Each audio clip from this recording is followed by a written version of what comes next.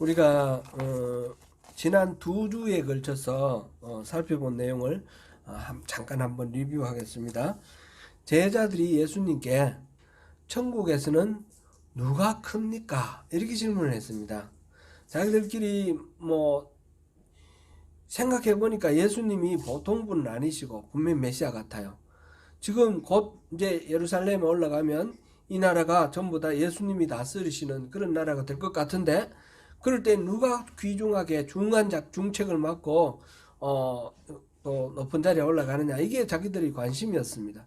그래서 자기들끼리 막 대화를 하다가 결론이 사실은 안 났고, 예수님께서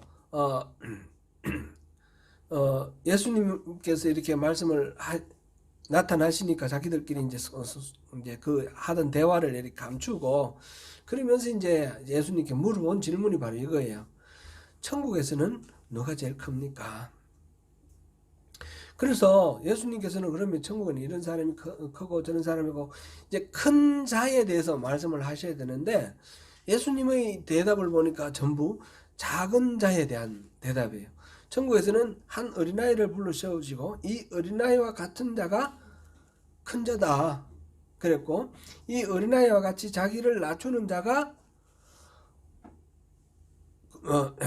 이 어린아이와 같은 자가 천국에 갈 수 있다 그랬고, 이 어린아이와 같이 작은 자가 자기를 낮추는 자가 천국에는 큰 자다 그랬고, 이 어린아이와 같이 자기를 낮추는 자를 영접하는 자는 바로 나를 영접하는 것과 같다 그랬고, 이 작은 자를 실족해 하는 사람은 연자 맷돌을 목에 걸고 바지에 빠뜨려지는 편이 오히려 낫다고 그랬어요. 그리고 이 작은 자를 실족해 하는 것은 사지를 멀쩡하게 해서 이 작은 자를 실족해 하는 것은 그 범죄하게 하는 팔이나 다리나 눈을 빼버리고 잘라버리고 불구가 된 상태에서 천국에 가는 편이 더 낫다. 그러니까 이 작은 자의 실족이라는 것은 엄청난 큰 문제라는 거죠. 그래서 이 작은 자를 절대 업신여기지 말라. 그리고 잃어버린 양의 비유를 통해서 작은 자 하나도 잃어버리는 것을 원하지 않는 것이 하나님의 마음이다. 그렇게 말씀을 하셨습니다. 이게 잠깐만 제가 멈추겠습니다. 이 노트북이 품질이 떨어지는 건지 어떻게 된 건지 아주 상태가 안 좋습니다.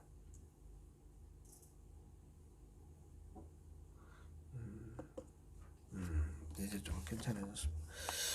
그래서 이 작은 자, 큰 자를 묻는 제자들에게 작은 자를 이야기하시면서 천국은 이 세상에서 말하는 것처럼 권세를 누리고 이렇게 높은 자리에 있는 그런 커 보이는 그런 사람들이 중요한 그런 세계가 아니라 한 영혼 한 영혼 다 소중하다. 그런 사람이 진짜 하나님께서 기뻐하시는 사람이다. 이런 말씀을 해주셨습니다. 이렇게 작은 자들의 모임이 바로 교회입니다.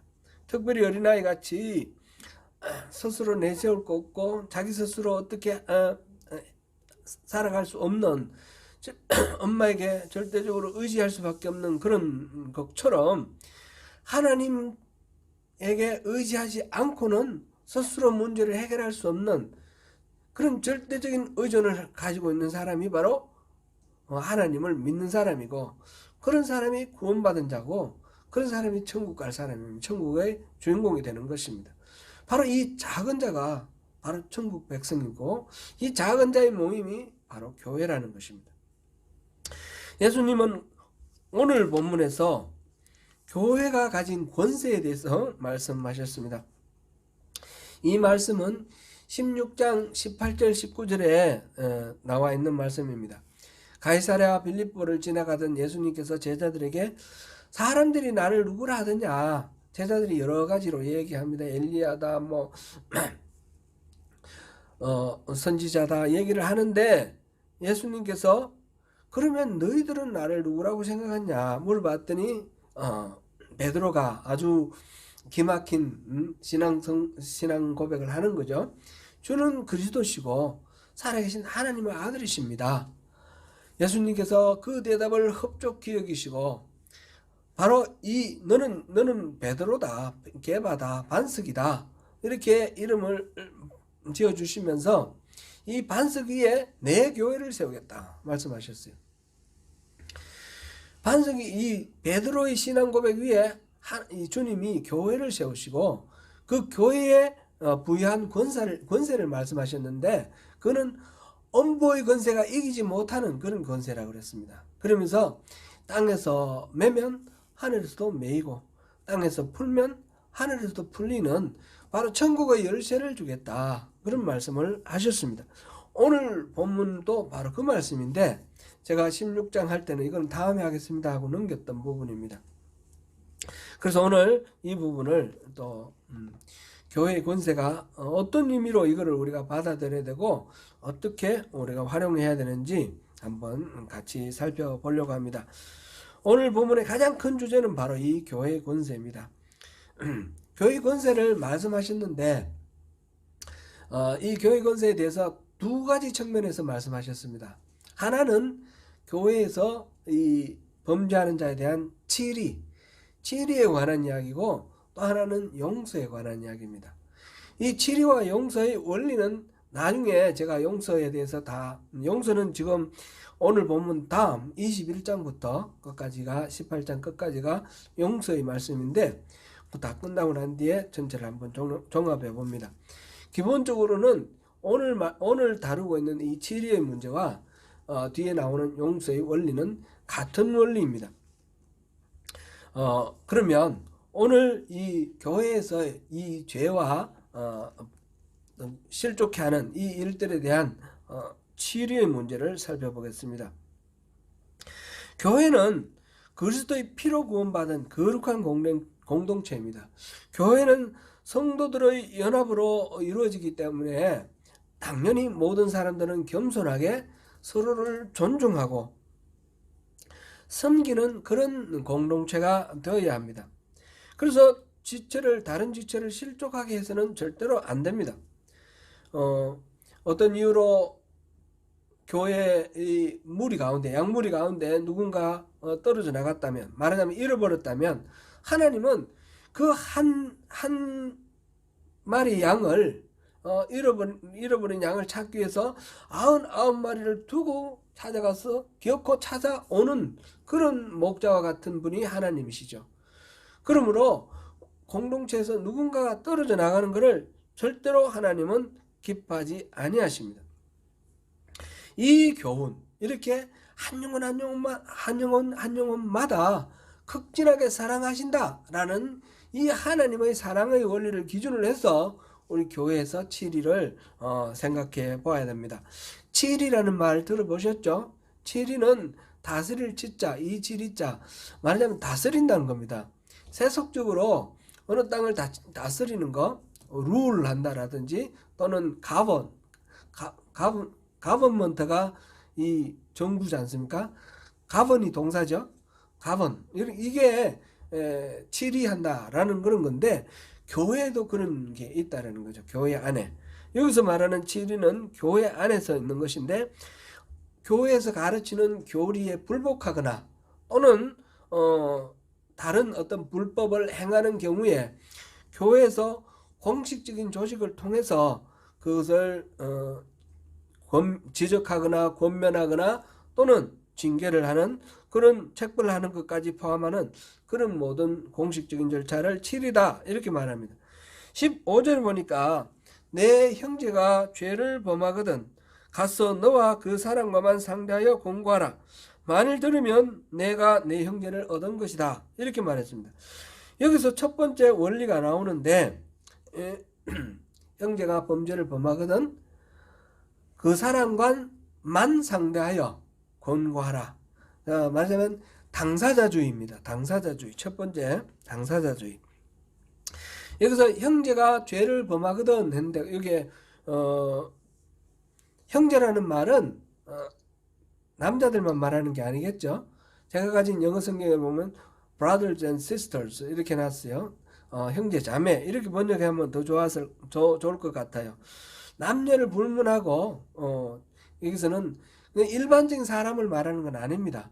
교회 안에 있는 그리스도인 제자들 아델포스라는 단어를 썼는데 교회 안에 있는 형제 자매들 제자들을 가리키는 말입니다. 그리고 여기에 죄를이라는 말 앞에 번호가 붙어 있어요. 제 성경에 보면 4번이라고, 여러분 성경에도 다 주석 번호가 붙어 있을 겁니다. 그 밑에 보면 내게 죄를 이렇게 되어 있습니다. 그러니까 형제가 죄를 범하거든 당사자에게만 그 사람과만 상대해서 말하라 이 말이에요. 이제 이 내게라는 말이 있으나 없으나 뜻은 같아집니다. 같아지는데 내게라는 말이 있어서 더욱 분명해지죠. 그러니까 어떤 사람이 범죄를 했을 때 당사자, 피해자가 직접 맨 먼저 직접 가해자에게 이야기를 하라는 것입니다. 소문 듣고 다른 사람이 얘기하는 것이 아니고 또 여기저기 소문내고 이러지 말고 그 이전에 당사자가 1대1로 만나서 그 문제를 푸는 것이 첫 번째 원리라는 것입니다. 왜 그렇습니까? 이 원리는 가해자가 의도하지 않고 가해를 했을 수도 있고 또 실수했을 수도 있고 죄를 저지르고 난 뒤에 후회할 수도 있고 여러 가지의 경우에 하여튼 이 사람이 회개하고 돌아올 수 있도록 돕는 것이 첫 번째이라는 것입니다. 그런데 이 가해자에게 말하자면 인격을 존중해주고 보호하고 존중하라. 이 말하자면 치리 자체의 목적이 벌 주는 데 있는 것이 아니라 돌이키는 데 있다라는 것을 지금 여기서 확인해 볼 수 있습니다. 교회는 거룩한 공동체입니다. 마땅히 형제자매는 사랑의 원리로 대해야 합니다. 물론 교회에 모인 사람들은 기본적으로 엄결 많은 죄인입니다. 누군가에게 억울한 일을 당하는 일이 얼마든지 일어날 수 있습니다. 믿었던 사람에게 받는 배신은 참으로 쓰라리는 그런 큰 상처가 됩니다. 시편 55편에서 보면 친구의 배신으로 인한 고통을 노래하는 장면이 있습니다. 나를 책망하는 자는 시편 55편 12절 13절 제가 읽어드리겠습니다. 나를 책망하는 자는 원수가 아니라 원수일진데 내가 참았으리라. 나를 대하여 자기를 높이는 자는 나를 미워하는 자가 아니라 미워하는 자일진데 내가 그를 피하여 숨었으리라. 그는 곧 너로다. 나의 동료, 나의 친구요, 나의 가까운 친구로다. 그래서 주님은 그런 경우에도 일단은 그것을 다른 사람에게 말하기 전에 당사자끼리 만나서 해결하라 하셨습니다. 그래서 그가 들으면 형제를 얻는 것이라 하였습니다. 현실적인 문제 속에서 이렇게 따져보면 피해자가 가해자에게 얘기하는 것이 불가능한 경우도 있고 도저히 어려운 그런 경우도 있습니다. 그런 것까지 무조건 다른 사람한테 말하지 말고 네가 해결해라 이런 식으로 얘기할 건 아닌데 근본 원리를 한번 확인해 보자는 겁니다. 기본적으로는 이 치리가 범죄한 사람 가해자조차도 하나님께서는 그 영혼을 사랑하셔서 그가 돌아오고 회개하고 돌아오도록 하자라는 그런 것이다 라는 것을 먼저 우리가 이 첫 번째 원리에서 확인하고 넘어가면 좋겠습니다. 제가 처음 목회를 시작했을 무렵에 해밀턴에서 있었던 일인데 어떤 분이 제게 질문을 했습니다. 교회 안에서 문제가 있으면 어떻게 해결해야 됩니까? 이웃 교회의 집사님이셨는데 중직이었습니다. 그 키위교회하고 같이 있었는데 키위교회에서 엘더로 이렇게 해서 뭐 장로님 이렇게 부르는 사람도 있고, 한국 교회에서는 장로를 안수를 하는데 이거는 1년마다 바뀌니까 그냥 집사님, 교회 공식적으로는 한인교회에서는 공식적으로 집사라고 그랬는데, 이분이 이제 지금 말하자면 중요한 중직이에요. 그 교회에서 가장 중요한 중직이에요. 근데 이분이 다른 교회 전도사한테 그걸 질문을 하는 거예요. 제가 아직 전도사일 때인데. 그래서 구체적인 얘기는 안 하고 막연하게. 그래서 이 마태복음 18장에 그 원리가 있습니다. 그래가지고 이 문제를 이렇게 얘기를 했던 그런 기억이 납니다. 나중에 얘기를 들었는데 그분이 말하자면 담임 목사님께 불만이 있었던 거죠. 예배 후에 식탁의 교제 시간에 담임 목사님의 멱살을 잡고 욕을 하고 그렇게 했습니다. 근데 참 그것만 해도 참 불행한 일인데, 그날 한국에서 이 담임 목사님이 부모님이 와 계신 거예요. 부모님이 와 계신 자리에서 멱살 잡고 이렇게 욕을 했어요. 결코 그런 일은 하지 말아야 하는 일이죠. 저는 그 내막은 모릅니다. 내막은 무슨 잘못을 했는지, 목사가 무슨 잘못을 했길래 그렇게 했겠지만은, 이제 그런 경우를 말하자면 성경에서는 원하지 않는다는 겁니다. 하나님께서는 그 사람도 명예를 존중해 주자라는 겁니다. 물론 존중 받을 만한 명예가 있느냐 없느냐 또 우리가 또 말할 수도 있겠지만, 치유의 기본적인 목적이 죄를 범한 사람이 하나님의 바른 길로 돌아오도록 돕는 것이다. 이거를 명심하고 그렇게 하라. 야고보서 5장 19절 20절 제가 읽어드리겠습니다. 내 형제들아, 너희 중에 미혹되어 진리를 떠난 자를 누가 돌아서게 하면 너희가 알 것은 죄인을 미혹된 길에서 돌아서게 하는 자가 그 영혼을 사망에서 구원할 것이며 허다한 죄를 덮을 것임이라. 이렇게 미혹된 길에서 돌아서게 하는 것, 그것이 중요하다, 가치 있다, 그 말씀을 하십니다. 이 형제의 권면을 듣고도 회개하지 않는 자가 있습니다.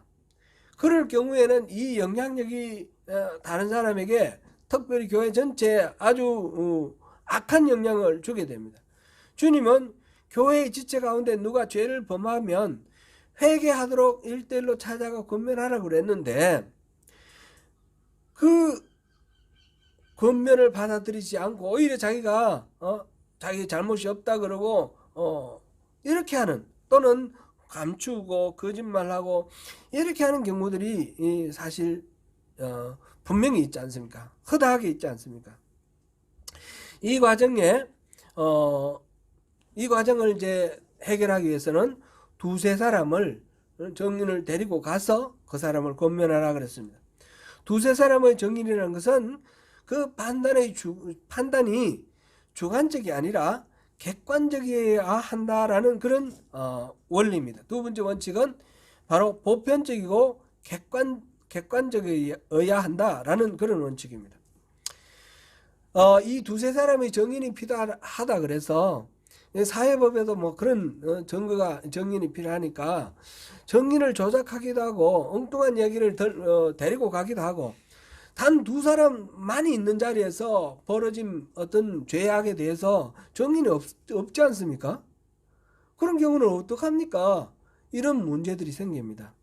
그러니까 이거는 꼭 두세 사람을 데리고 가라 이 말 자체에, 문구 자체에 우리가 얽매일 그런 이야기가 아닙니다.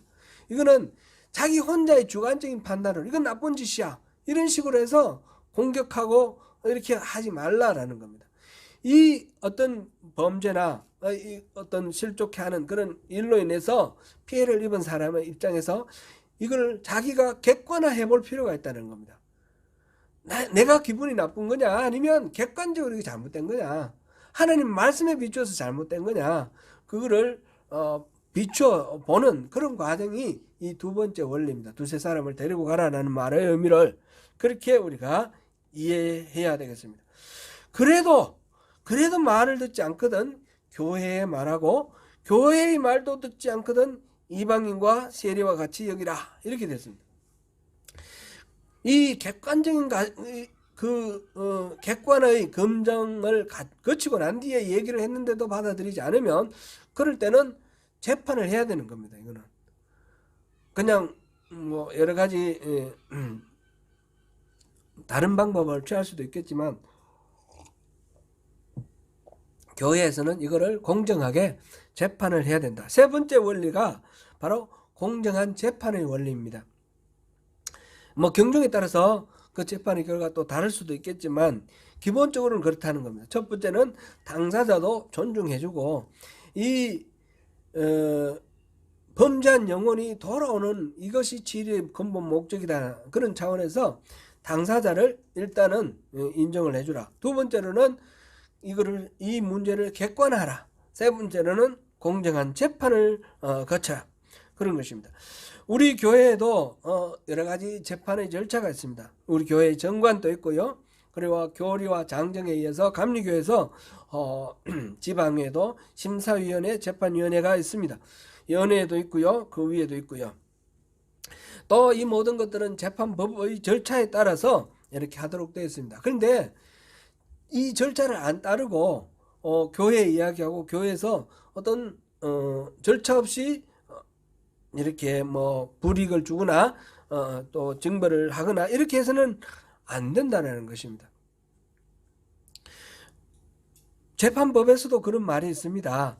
누구도 재판을 받지 않고는 징계할 수 없다. 그렇게 나와 있습니다. 오늘 본문 18절을 다시 한번 읽어보시겠습니다. 오늘 본문 18절 같이 읽습니다. 시작. 진실로 너희에게 이르노니 무엇이든지 너희가 땅에서 매면 하늘에서도 매일 것이요 무엇이든지 땅에서 풀면 하늘에서도 풀리리라. 이 재판의 공정한 절차를 거쳐야 되는 근거로서 주님은 교회가 이런 재판을 할 수 있는 권리가 있다. 말하면 책임도 있고 그런 권세가 있는 존재다라는 것을 지금 18절에서 말하고 있습니다. 이게 이제 앞에서 말한 천국의 열쇠와 같은 거죠. 땅에서 매면 하늘에서도 매이고 땅에서 풀면 하늘에서도 풀린다. 이런 권세가 있기 때문에 재판을 하는 것이 마땅하다라는 것입니다. 이거는 사실은 굉장히 심각한 그런 무거운 말씀입니다. 한 영혼에 대한 생사여탈권을 교회에 준다 이런 말이 되지 않습니까? 쉽게 표현하면 교회에서 파문을 하면 구원이 취소될 수 있다 이런 말하고 같은 말입니다. 이게 오늘날 같이 교회가 많고 예를 들어서 우리 교회에서 뭐 치리하게 되면 치리 안 받고 딴 데로 가버리죠. 요즘 같으면 이 치리 자체가 안 됩니다. 거의 뭐 대부분 그렇죠. 그렇기도 하고 또 교단에서 뭐 이렇게 치리 받으면 교단 하나 만들어 버리고 이런 일을 우리가 주변에서 부지기수로 보지 않습니까? 치리 자체가 참 무력화되어 있는데 원리를 보는 겁니다. 원리. 옛날에 중세시대 때 한번 생각해 보세요. 중세시대 때 그때는 말하자면 크리스텐덤 기독교 국가였습니다. 모든 권력이 기독교에서 나왔습니다. 왕도 교황이 왕을 임명하고 이런 경우였습니다. 그랬을 때 이 기독교에서 그 카톨릭이죠. 카톨릭에서 파문이 되면 어떻게 됩니까? 파문이 되면 그 공동체 자체에서 축출당하는 것이고 생계 자체가 불가능해집니다. 말하자면 죽는 겁니다. 그걸 파문시키고 축출하고 죽입니다. 출교시키고. 그래서 출교라는 것은 어마어마하게 무시무시한 그런 징계가 되는 것이죠. 마틴 루터가 종교개혁을 했는데 마르틴 루터는 카톨릭 교회에 의해서 파문당했습니다. 마르틴 루터를 지지했던 지금의 독일 지역을 중심으로 한 그 지역에 있는 영주들 그리고 그 사람들 백성들 다 파문당했습니다. 그래서 기독교가 개신교가 탄생했습니다. 개신교는 기본적으로 카톨릭에서 파문당한 사람들의 모임입니다. 파문이 너무너무 이게 무시무시한 그런 것이었고, 거기에서 개신교가 나왔다라는 것은 이런 식으로 교회가 이 권력을 함부로 행사해서는 안 된다라는 것을 가장 분명하게 보이는 그런 사례가 되었습니다. 그 이후에도 교회에서 이 출교라든지 파문이라든지 이런 이제 권력을 행사하는 일들이 많이 있는데, 그 모든 것들이 정말 공정한 재판에서 엄격하게 그렇게 돼야 된다라는 것이고요. 어쩌면 그것이 불가능할 수도 있습니다. 그런데 이 재판을 할 때 뭘 기억해야 되느냐 하면, 땅에서 매면 하늘에서도 매이고 땅에서 풀면 하늘에서도 풀린다, 이 말의 의미를 알아야 되는 것입니다. 내가 하는 어떤 행위가 이 사람의 영원한 생명에까지 영향을 미친다. 사실은 하나님께서 그렇게 호락호락하지는 않으실 겁니다. 사람 인간의 실수까지도 하나님 그대로 따라가지는 않으실 겁니다. 그런데 이 말씀을 주신 이유는 내가 하는 이 판결이 하늘에서 하나님께서 하시는 판결에 일치해야 된다라는 것입니다. 내가 이 사람을 출교하면 하나님도 출교하실 것이다. 구원을 취소하실 것이다. 라는 말의 확신이 있어야 되는 만큼 나의 이 판단, 이 재판은 하나님의 뜻에 일치하게 공정해야 된다. 그런 의미입니다. 내가 함부로 이렇게 할 수 있다. 내 권세가 있으니까, 내 칼을 잡았으니까 막 휘두르는 거는, 이거는 오히려 하나님으로부터 벌을 받을 것입니다. 그만큼 교회의 질의는 엄중하게 하나님의 마음으로 질의를 해야 된다. 이것이 바로 이 말씀의 의미입니다. 교회의 질의의 목적은 사랑과 용서로 다시 회복하는 것입니다. 한 사람이 잘못했다고 해서 좋은 글씨를 써서 정죄하고 비방하는 것이 아닙니다. 1차적으로 당사자가 상대를 존중하면서 만나 하나님의 뜻으로 권면하고 세워줍니다. 이때 그 지체는 자신의 허물과 죄를 회개하고 다시 말씀으로 돌아올 때 교회가 다시 하나 되는 은혜를 누리게 됩니다.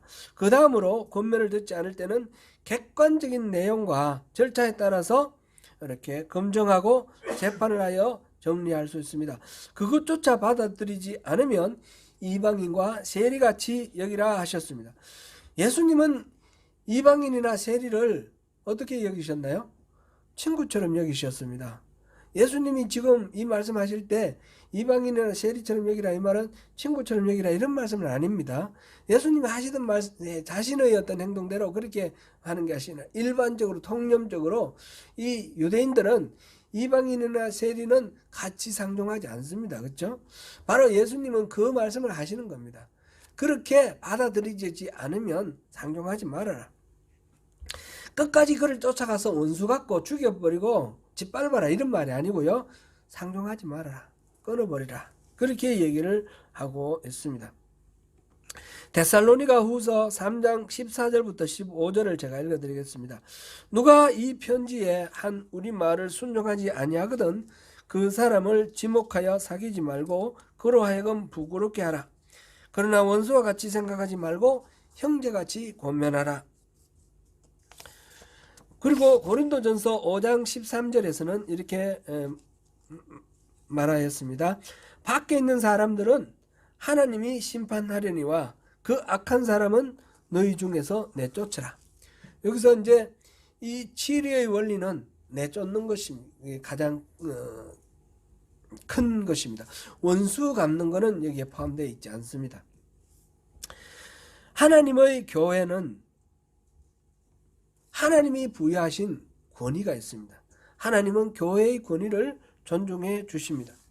범죄한 지체가 회개할 때 교회가 다시 받아들이면 하나님은 교회의 결정을 수용해 주시고 존중하셔서 그를 풀리게 합니다. 이게 이제 땅에서 풀면 하늘에서도 풀린다, 이 말입니다. 그러나 한 지체가 회개하지 않으므로 어쩔 수 없이 교회가 교회의 거룩성을 지키기 위해서 출교를 하게 되면 하나님께서 교회의 결정을 존중하셔서 매이게 하실 것입니다.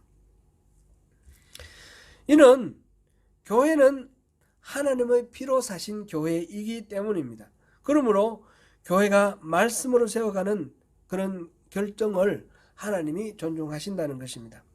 그래서 두세 사람이 합심해서 하나님께 구하면 하늘에 계신 우리 아버지께서 이루어 주실 것입니다. 이것이 20절 말씀입니다.